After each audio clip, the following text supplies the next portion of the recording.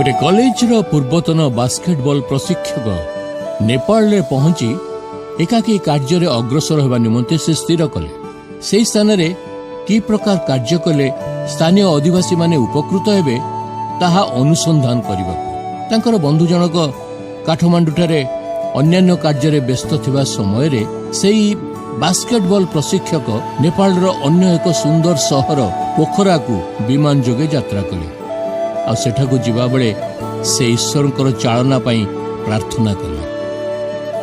पोखराटारे जड़े पथ प्रदर्शकंकर नाम तांको दिया जाइथिला जे कि तांको अनेक सहाय्य करि परिबे किंतु तांको जीवा संबंध रे केही जानि नथिले किबा काहाकू से विषय रे सूचना मध्य दिया जाई नथिला। सेही व्यक्ति विमानरू अवतरण करी सेही सहर विषय रे तांकर कोनोसी धारणा नथिले मध्य प्रार्थना पूर्वक अनेक गुड़िए होटेल मध्यरु गोटे होटेल रहिबा पई स्थिर कले एवं टैक्सी नहीं उक्त होटेल को गले।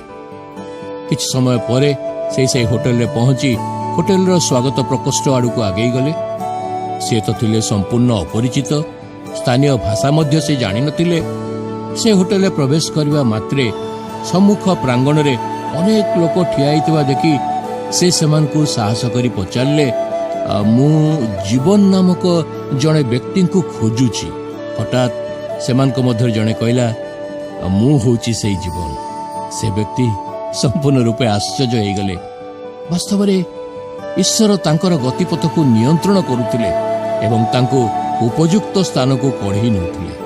आमे हुए तो सदाबेले ईश्वरंकर स्पष्ट चालना लाभ करबा पई विफल हो किंतु एई घटनाटी आमान को एई निश्चित ज्ञान दिए जे से आमान को चालना दियंती।